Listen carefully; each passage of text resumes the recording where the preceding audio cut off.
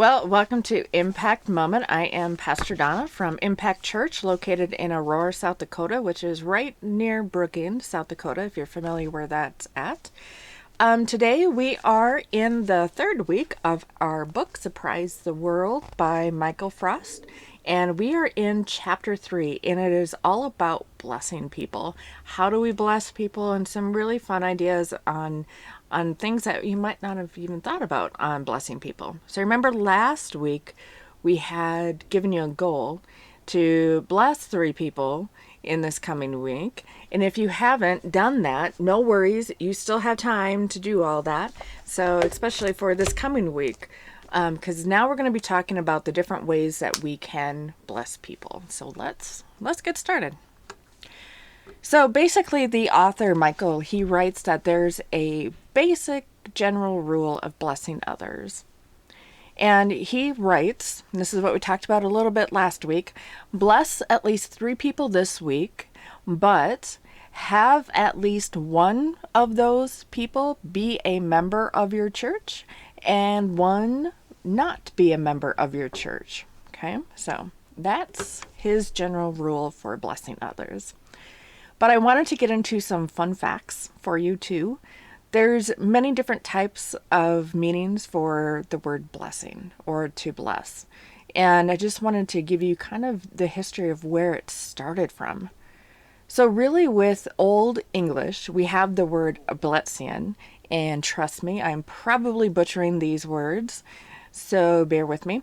And then we also have the Proto-Germanic, and that is blittersen, and that means to hallow by the sprinkling of blood on pagan altars. Huh? So let me say that again. So the Old English and the Proto-Germanic meaning for to bless at that time meant to hallow by the sprinkling of blood on pagan altars. And can I just say I'm glad that we don't do that anymore? Because that, nope, can't do that. Hygienic. Yeah, right? Just like what Josh said, it is totally hygienic. No. So, but with our Bible, we have the Latin word and we also have the Greek word. And we have the Latin benedicere and Greek eulogian, to praise or to make happy. Okay, I like that meaning of to bless a lot better than sprinkling blood on a pagan altar. So yeah, we'll go with to praise and to make happy. So just some fun facts. But I do want to talk about an annoying new phrase that I see everywhere.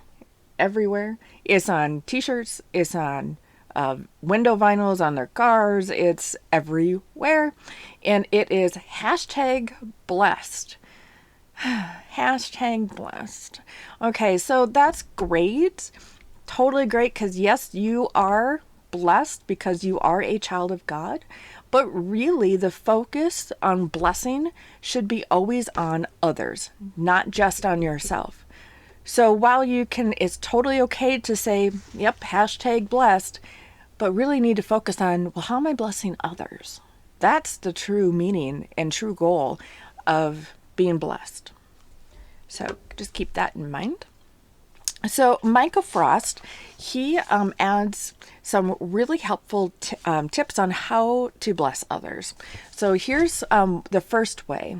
He says the first way to bless others is through words of affirmation or encouragement. And you can do this through a note, an email, a text, or a phone call. And I think I've been saying that quite a bit ever since we started doing this impact moment. That, you know what, especially during this time of COVID and everybody is still not back to completely out and socializing with people, now would be the great time to touch base with those people, make sure that they are okay, give them that word of encouragement. Right now, people are still worried about what is going to happen. How long do we still have to do this social distancing, wearing face masks, even in the midst of receiving vaccines? So be sure to reach out to someone through a note, an email, a text, or even a phone call. Simple. Takes about 5 minutes, if even that. But how many of you have read the book, The 5 Love Languages by Gary Chapman? I know I have, and I actually have the book. And it's really, really fun. If you haven't, I highly suggest you read that with your partner, because then you really get to know on a deeper level of what the other person kind of reacts more positively to. But here's what he says about how to bless others. He says encouragement requires empathy and seeing the world from another's perspective. Oh, that's so key. That's so true. He says we must first learn what is important to the other, not just us, but what is important to the other. And with this encouragement, what are we saying? Well, we are saying, I know, I care, and I'm thinking about you. How can I help? So that is so interesting that Gary Chapman, in the author of Five Love Languages, he covers this in his book. So you can see that it is so important, not only in our family, but also with our friends, our neighbors, and even strangers. So another way that we can bless others is we can do acts of kindness. And the author here, Michael Frost, he writes that, there's a few different examples and there are many, many more.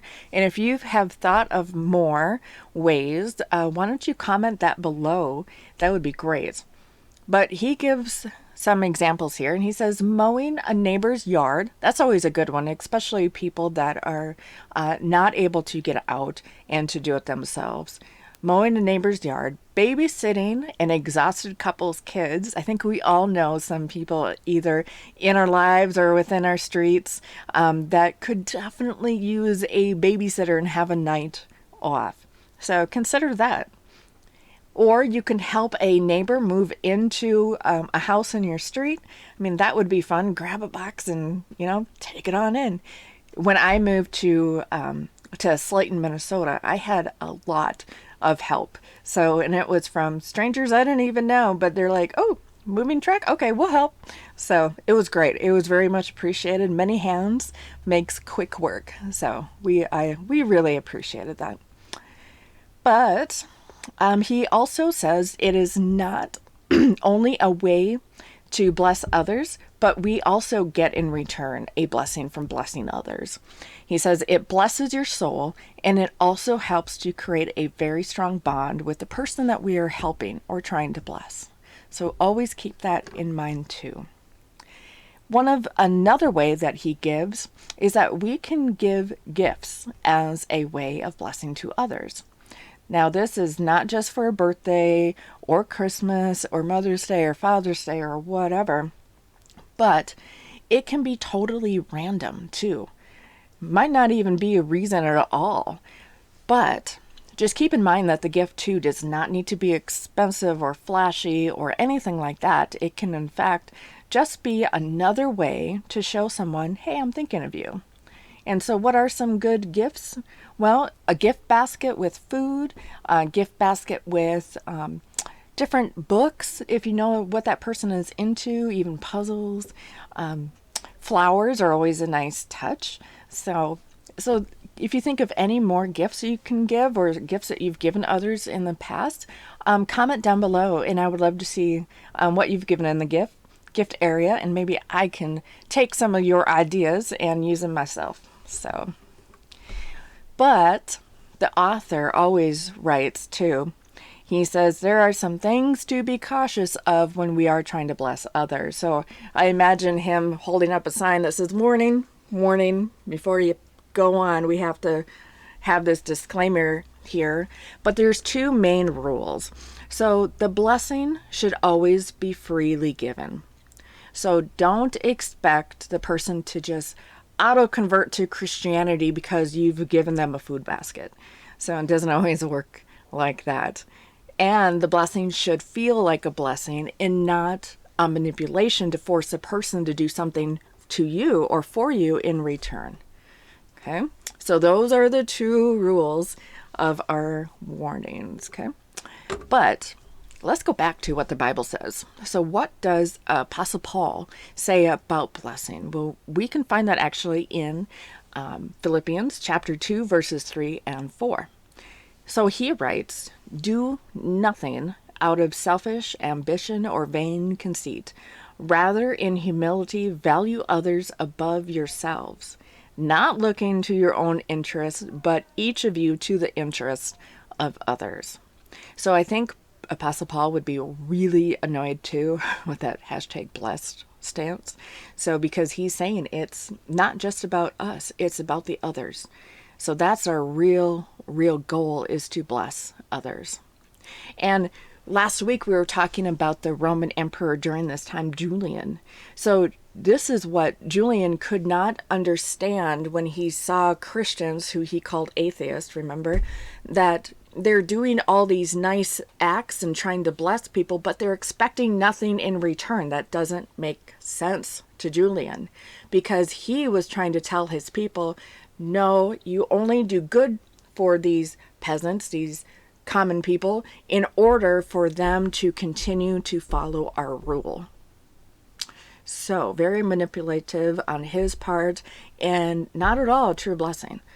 So Julian, he was so confused by the ways that the Christians were blessing others. It didn't make sense. And he's like, what's the end game? Well, there wasn't any end game. It was just to show the Christian love that people have for others, and to really spread the message of Jesus. That's it. That's all it was. So that goes back to our original thing that we've always said since we've started this 3 weeks ago, but to live questionable lives. Okay. So I have to say, I was on Facebook and I almost freaked out with excitement. So there is a Facebook site that I follow, and it is Words of Encouragement or Affirmations for Women. And it's a Facebook page, and it's so helpful, and it's scripture-based, and sometimes it's non-denominational, so it's open to anybody.